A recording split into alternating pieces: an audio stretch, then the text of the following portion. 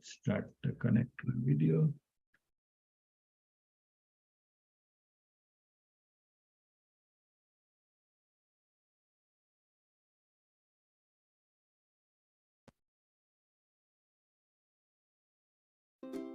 Connector creates opportunities for people with disabilities by providing information, resources, and programming geared towards greater inclusion and quality of life. On Service Mondays, we highlight a local organization or initiative. On December 11th, learn about Neil Squire Society and the WorkBC's Assistive Technology Program. Then on December 18th, join us for our holiday trivia event where you can test your knowledge of traditions, movies, songs, and more. We have a new program starting in December, Creative Writing. Classes will be online Tuesdays at 4 p.m. PT. Wednesdays are Chair Yoga with Bobby Sealkowski. Thursdays are Adaptive Fitness with Ocean Rehab and Fitness. Fridays are Contemporary Improv Dance Classes with Janice Lawrence. Visit the events calendar on Connector's website, connector.org, for more information and to register for events.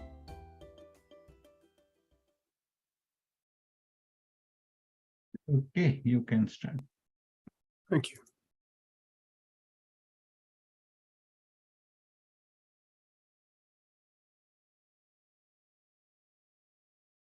Hey, Ian, how you doing? Good to see you on the call here today. And Ron, thanks for joining us. Kosar, appreciate it. I know Ian certainly knows a little bit about the work we do, and Kosar and I were just chatting about his knowledge of Neil Squire, so that's really cool.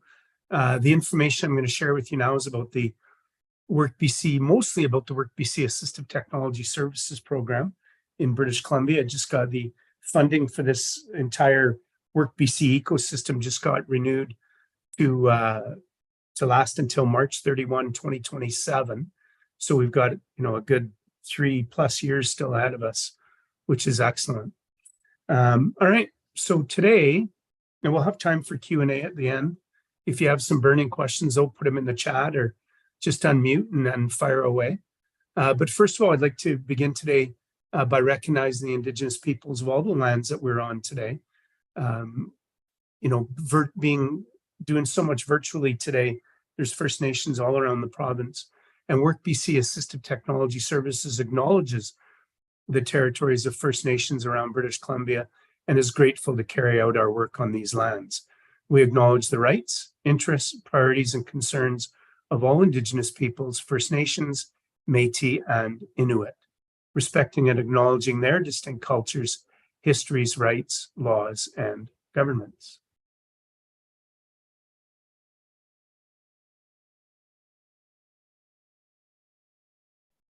So it all started with Neil. Neil was a real guy, 21-year-old university student attending U of Vic. He was on his way back to campus, actually, and injured in a car accident. It was 1980, and his vehicle hit a patch of black ice and left the road and tumbled several times. And Neil suffered certainly one of the most severe injuries you can and survive, and that's severing his brainstem at the C1 area of his spinal cord, leaving him paralyzed from the neck down and unable to move his arms and legs and unable to breathe independently. And very quickly, Neil lost his ability to speak. He had a trach device installed because he had lost his ability to breathe on his own. So the trach device, that hose goes to the floor and actually was what operates Neil's lungs, or operated Neil's lungs. The only good news of the day at the time was that he didn't incur a serious brain injury, and that his family, his cousin, Bill Cameron, was an engineer, and he wanted to help develop a communication device for Neil that would enable him to speak using his breath. So what they did is they created this groundbreaking device using Morse code and an Apple IIe interface. And you see the piece of paper hanging from the monitor there. That's his cheat sheet for the Morse code alphabet. And he would sip and puff the letters into words, into sentences. They'd show up on that monitor you'd have played Pong with back in the day. And he could also do a print command to get it to print out on that modified teletype machine, which tells you how old Nate is. I used to use a teletype in the early 80s when I was sending orders from Grand Prairie to Edmonton when I was in the parts business. But at the heart of that device is a dot matrix printer. So Neil would sip and puff the letters into words into sentences. Again, they'd appear in that monitor, or he could print out any message that he wanted. Made a big difference. It was a game changer. Not only could Neil now communicate effectively with his loved ones, his friends, his family. He was on the basketball team of U of Vic. He had a really good friend circle. But now he can really effectively communicate with his caregivers, the nurses, the doctors, the physio, and occupational therapists that were providing Neil his care. Really made a big difference because he could really tell them what was going on. Now, fast forward to 1984, the team had expanded. There was some cool stuff going on. Expo 86 was on the horizon. And then within a week or 10 days, Neil had a bunch of health setbacks and he died rather suddenly. It was a real blow to the team, obviously, certainly a blow to his family. And as they described to me, they were having a sad party when they were like, wow, we've met all this people over the years of this, with this journey of Neil's. There's more that we can do. Technology was moving at such a rapid pace. So that group of committed people in 1984 created the Neil Squire Foundation. Now they set it up as a charity and a nonprofit. So when you're a charity and a nonprofit and your initials, because that's what we use in this business, is NSF, as in non-sufficient funds, they quickly realized that wasn't a good idea. And they changed it to the Neil Squire Society in 1986. We're still that same society today, although we brand under the name Neil Squire. And we operate in 5 main areas. And I encourage you after the presentation to go to our website and check it out, neilsquire.ca, and go to programs. And the first is still research, development, innovation. That's a huge part of the work that we do today. That's under our Makers Making Change umbrella. We're in the middle of our Hacking for the Holidays fundraising campaign. And a big part of what we're doing right now is hacking kids' toys for kids with disabilities that can't interact with the toy like maybe their non-disabled sibling can due to their disability. And we hack that toy with adaptive switches that we 3D print. We buy those toys, we hack the toys, and we deliver those toys to families of children with disabilities across Canada, free to the family. The campaign is currently at about $75,000 of donations. We're trying to hit a number of 100,000. So if you or anybody you know can help contribute to that campaign, that'd be really cool. 2 is digital literacy. Big part of what we do is teach people with disabilities how to use technology, whether that's the Microsoft suite of programs, whether it's something like setting up an email program and using it effectively, or again, the Microsoft suite of Word, Excel, PowerPoint. Maybe it has an employment focus, or assistive technologies, any of that stuff, iPhone and iPad usage, Android phone and tablet usage. We do all of that. We do it for free. We do it across Canada. We have a few paid staff members and a whole team of volunteers that are technically proficient and help people learn these different tools or software programs. The 2 programs are called Distance Computer Comfort, which is the one we run across Canada virtually. And in some of our offices across Canada, like our Burnaby office, we do some one-on-one tutoring. It's the same program. It's called Computer Comfort instead of Distance Computer Comfort. What's unique about it is there's no set curriculum. Through the intake process, we get an idea of what the individual is trying to learn.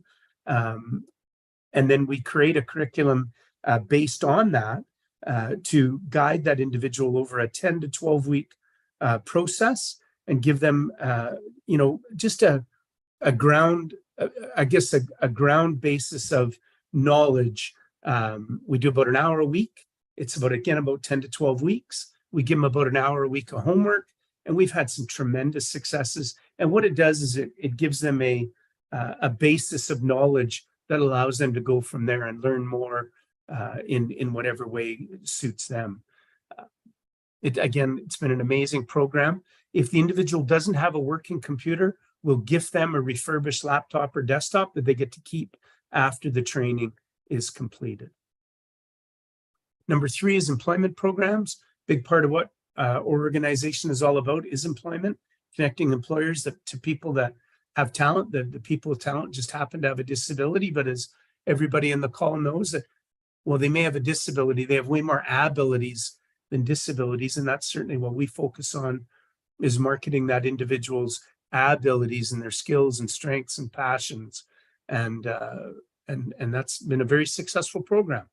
We've ran that type of programming for over 3 decades. We're currently this spring launched a new program, which was a vision of the founder, Bill Cameron, back in 1984, was a program called CEO, and so we've named it that this year. It's got a 3-year, at least 3 years funding through the federal government, and it's called the CEO program, the Creative Employment Options Program. And there's often wage subsidies available for employers.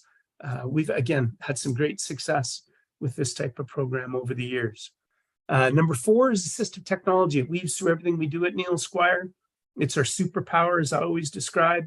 It's what sets us apart from many other organizations, is this focus on assistive technology, because while somebody may have a disability, in many cases, in fact, in most cases, in almost every case, an assistive technology can be that thing to bridge the gap of the disability to the ability, and allow that individual to have a successful work career situation that allows them to do whatever they want to do. And the technology, again, bridges that gap to make it happen.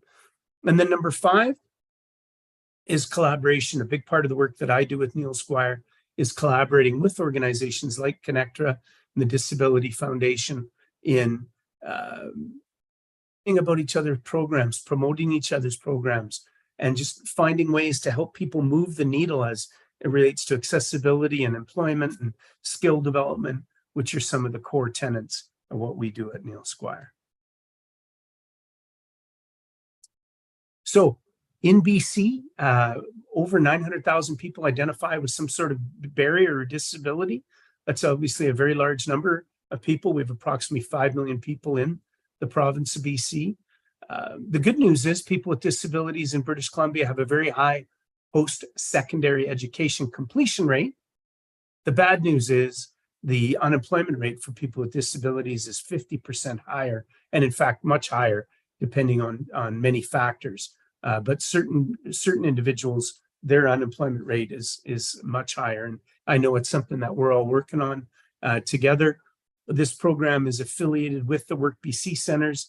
There's 102 WorkBC centers around the province, ran by about 45 different organizations.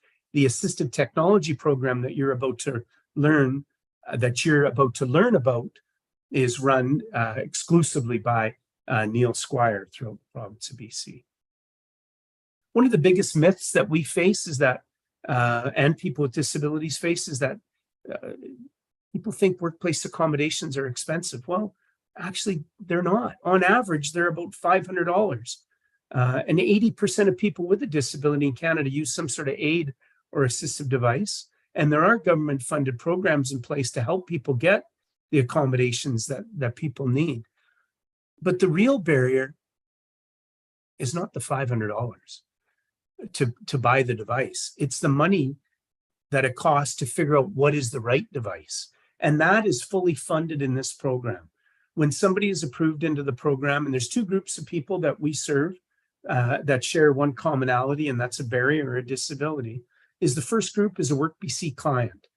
They're a WorkBC Employment Services client, and they have a barrier to either job search, a training program they get put through at WorkBC, or the eventual job they secure, or the individual's already in the workforce. They have a job. They're employed part-time, full-time, or self-employed. And they mostly work in a small business, or again, they're self-employed. Every employer, small or large and in between, has a duty to accommodate the needs of their employee. But the smaller that business, the more likely that they'll run into a barrier, whether it's a lack of knowledge, a lack of resources, or a combination of both. And the real expensive part of helping somebody with accommodation, again, isn't the actual accommodation, it's determining which is the right accommodation. And that's fully funded. And that can be anywhere from $1,000 to $4,000 or more, depending on the complexity of the situation for that assessment. That's fully funded within the program.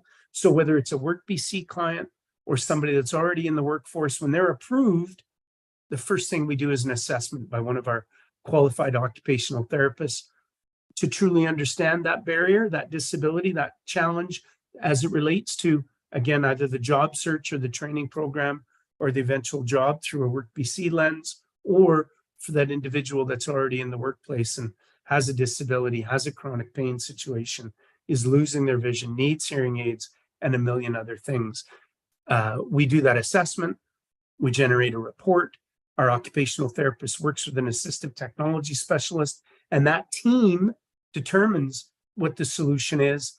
And well, from that point on, it's a contribution model. If the individual with the disability has the ability to contribute to their accommodation, ministry makes us ask for that contribution. If the employer they work for has the ability to contribute, again, ministry asks that to be the case for the employer to contribute. But we've had great conversations with both people with disabilities and employers, and if they can, the program's well funded. It's all good. The program is well funded by ministry, but it is a contribution model. But again, nobody has to contribute to that $1,000, $2,000, $3,000, or $4,000 as it relates to the assessment and the work with our assistive technology specialists or the training that may be needed depending on the type of accommodation that is recommended. So again, the program's called WorkBC Assistive Technology Services. We love acronyms, though, right? Don't we, Ian, in the employment industry? So we call this WorkBC ATS for short. ATS provides technology or supports, assistive technology supports, based on your needs to help you gain and sustain employment. You know, what's the definition of a disability? Well, in this program, it's any situation that is temporary, permanent, or episodic in nature that causes a physical or cognitive barrier to one's activities. Again, WorkBC, job search, training, or the eventual job they secure, people in the workforce, and employment-related or self-employment related activity, including to and from work. So to and from work does not mean cabs, Handy Dart Transit, or Uber, or anything like that. But there's two things that we can help fund in this program. One, somebody who's in a manual wheelchair, there's ways for us to add power to that chair to assist that individual from getting from home to transit to work, or from home to work and back, or the ability to modify that individual's motor vehicle for hand controls due to their disability. If they can't use their feet for gas and brake, there's several ways to modify that vehicle for the individual as the driver, or for that individual as the passenger if they have somebody that can drive them to and from their employment opportunity. Now, the individual has to supply the vehicle. The ministry will not fund the vehicle itself. Excuse me, and the individual has to get licensed to drive a motor vehicle on their own. Again, the program won't do that, but will help with the thousands and thousands of dollars to help modify that motor vehicle. So go to YouTube or Google and Google both of those things after the presentation, adding power to a manual wheelchair, a couple cool solutions there, or a vehicle modification. And we do this all throughout the province of BC, either in person or virtually. Obviously, through the pandemic, we had to move all services virtually. Canada's a big place. We've been doing virtual service delivery for over 2 decades as technology's allowed. So whether the individual comes to us, we go to them, or we do it virtually, we can make this happen. To be eligible for WorkBC Assistive Technology Services, you have a work-related barrier or self-employment-related barrier due to a disability or functional limitation. Again, read that as chronic pain and old injury, any sort of disability that impacts your ability to do the work-related or training-related or job search-related activities. And again, as mentioned, this may include barriers related to traveling to and from the workspace. You know, Neil Squire is going to be celebrating our 40th birthday next year. We've been around. We've done a lot. We've operated a lot of different programs. We know they got to be flexible in the way that we provide the employment-related disability supports tailored to your individual needs. We know they have to be efficient and effective. It is a process. It's not done overnight by any means, but we do everything we can to smooth out the roadblocks and make the process simple and straightforward. And certainly it is accountable. We do the assessments. Neil Squire staff does the assessments. We have our own assistive technology specialists. We procure the products for the individual, and we do the training in probably 95% of the cases for the individual if training is part of the process. And this is our superpower. It's what we do every day. Is this team of assistive technology specialists and our occupational therapists. This is all they do. So they are the best at this in the country. And it is a results-focused process. We truly support an inclusive British Columbia. It is accessible, again, whether that individual's coming to us or we're going to them or doing it virtually. We truly do have clients all throughout the province. And it is all about the client. It's a client-centered approach. Without the client, we don't have a role to play. And we ensure that that individual receives access to the services that they need to obtain or maintain sustainable employment. What do we supply? Well, this is a common question we got. A resource I'd encourage you to go look at is, and you may be familiar with it, some of you on the call today, is askjan.org, www.askjan, the Job Accommodation Network, is a great resource for determining, based on this disability, what would be the solution to help somebody minimize or overcome a barrier. There's a picture of the van I was mentioning that we could help with. Again, that individual would have had to purchase the van, but we would have done the modifications. We'd have done help with the ramp. We'd have helped with the hand controls for gas and brake because they can't use their feet for that. Hearing aids, big part of this program. Hearing aids are super expensive, $4,000 to $8,000 a pair in BC. No coverage through our MSP program. Most people, even if they are in the workforce and have benefits, usually $250 to $500 a year is the max coverage. So we have to look at somebody's income less expenses. So the amount of money you make doesn't matter. It's income less expenses. And if at the end of the 30-day window, we don't look at a whole year, we look at a 30-day window. If somebody has the ability to contribute, great. It's a contribution model. Whatever they can't pay for over and above their contribution amount, again, the program's well funded. We'll collect any benefit dollars they have. If they have a spouse with benefits, we'll get that as a contribution. But if the individual has the ability to contribute, say $1,000 of the $4,000 to $8,000 a pair, we get some benefit dollars. Maybe that's another $1,000. The program will look after the other $4,000 to $6,000. Sit to stand desks, ergonomic chairs. Chronic pain is the #1 disability in Canada. We do a lot of that. Software, hardware, different mice, keyboards, you name it. We've probably helped somebody get it, quite frankly. This is a picture of our lab here in Burnaby. I know Ian has been to our office before. If you're ever looking to have a tour of Neil Squire, let me know. I need probably a couple weeks notice, but we're happy to tour the facility for you. From time to time, we do different events. Next June, we're going to be doing our 40th anniversary. We're going to be doing some different tours of the facility. So always a great opportunity to show off our space and the work that we do. In this lab, we have one of those heavy duty and accordion room dividers that we can separate the room into 2 private areas. We have 2 different workstations, chock-a-block full of, different software solutions. We have about 50 or 60 different keyboards or mice for trialing. We have about 25 different ergonomic chairs that people can try. We have our own hearing aid, audiologist and high-tech audiology booth for hearing testing right inside our own office. So again, if they've got a barrier, we can help them minimize or overcome it.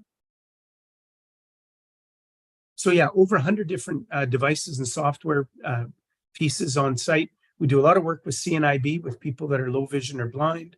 And again, not much that we can't improve upon or eliminate as a barrier in 2023 with all the different solutions out there. Many of you, I'm sure, if not all of you, are familiar with the Rick Hansen Foundation accessibility certification process. The entire WorkBC ecosystem went through that. And the idea is to create an accessible service for everyone where we've created a private, safe, and comfortable environment, do our best to reduce wait times, identify and accommodate the client's needs, and we offer our service in 20 different languages. At Neil Squire in Burnaby, we have people from 4 different continents that work there, and I've seen people, our own staff, translate in Farsi, Tagalog, the Korean language. We never want a language barrier to be a barrier to service, and if we don't have that in-house, then we'll get access to a translation service. Okay, a couple quick success stories. This is Tony. Tony had a hearing deficit. Now, Tony works for a big company, Starline Windows, but hearing aids falls outside of that duty to accommodate.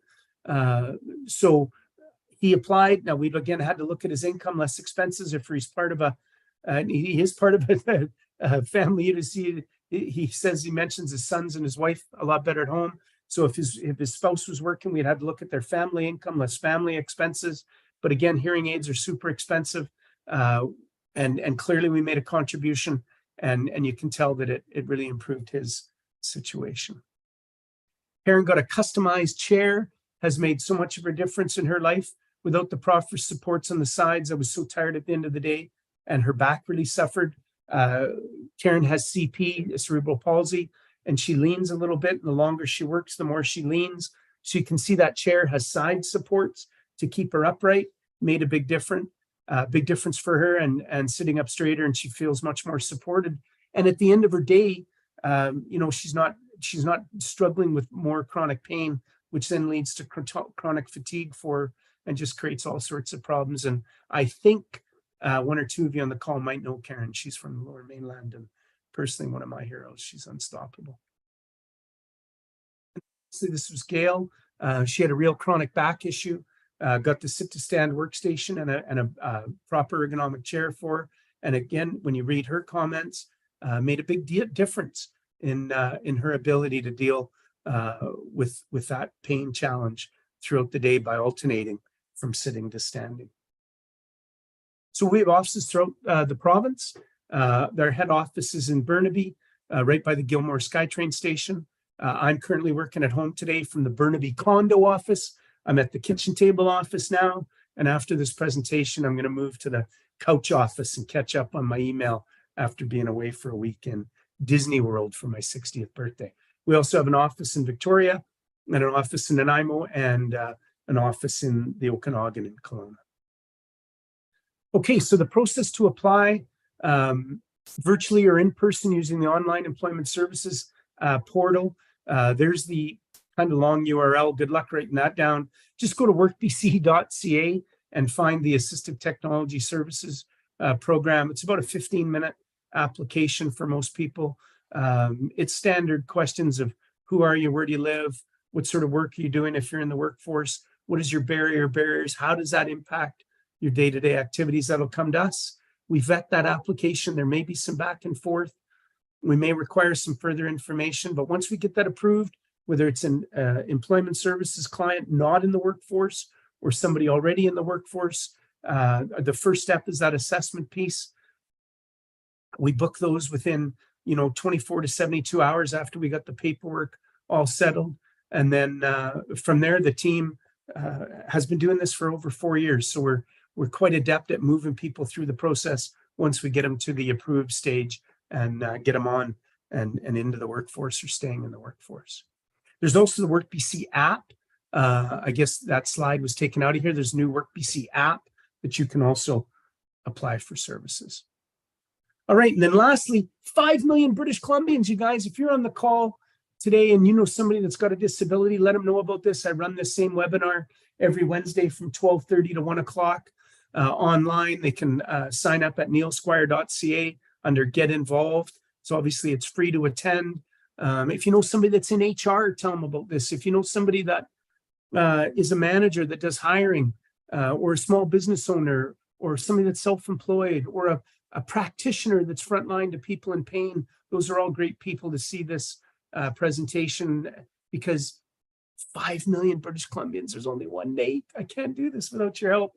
We don't get huge marketing budgets, as you probably know. And a lot of people hear about this program from a friend like yourself. So if you know anybody that can benefit, send them my way. All right. So there's my presentation. Happy to field any calls if anybody, any questions, if anybody has any questions that they'd like to share.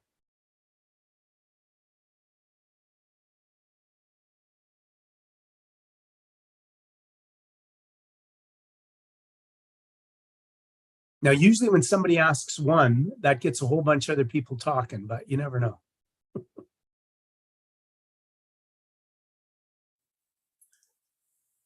I'm assuming this is just for BC? Yes, Ron, it is a WorkBC employment services program that is only available in British Columbia. Are you outside of British Columbia, Ron? Yeah, I'm in Thunder Bay. You're in Thunder Bay. I'd encourage you to do a Google search for something in the Ontario area. I don't know the Ontario landscape very well. We do, Neil Squire does have a presence in Ontario, and you can also send a message through our website, and they may have some more information about different programs in the province of Ontario. Okay, yeah, I'm just getting started, but I'm on the board with the SCI Ontario. Oh, okay. So I'm involved. Yeah, so I'm involved. I have a spinal cord injury myself as well, but all this information I find very enlightening, and I will hope to pass on some of the info when you gentlemen are done. And thank you so much for this. Right on. Thanks, Ron. I appreciate it.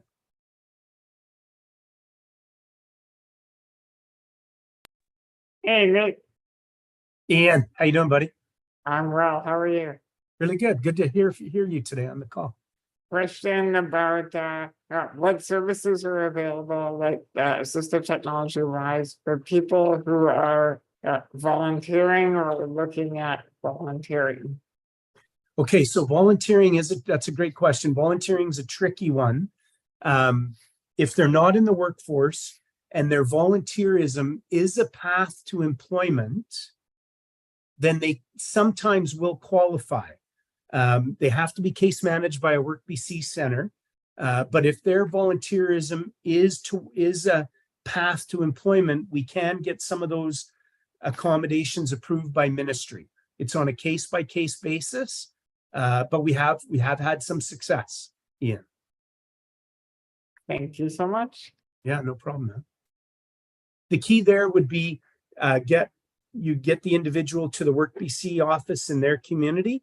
And then if they're unsure of that, you connect the WorkBC case manager with me, and then I'll get them the information they need. And again, the individual may still not qualify, but at least we'll let the WorkBC center know that we'll do everything we can with proper rationale written up and so on to try and get that individual the help they need. Thanks, Risha. Appreciate the kind words. All right. Thanks, everybody, for joining us today. We really appreciate it. We've done a lot over the years with the Disability Foundation and appreciate the great work you're doing. This webinar runs as mentioned, every Wednesday from 12:30 to 1 on Zoom. And on the third Thursday of every month, we run from 12 to 1 p.m.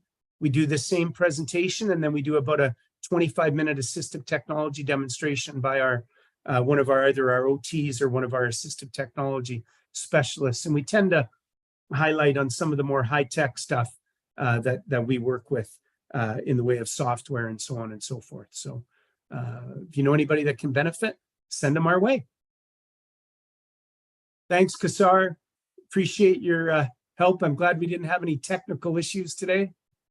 Well, thanks. It was a very nice presentation. All right. Have a great day, everybody. Appreciate Bye, you. guys. Take care.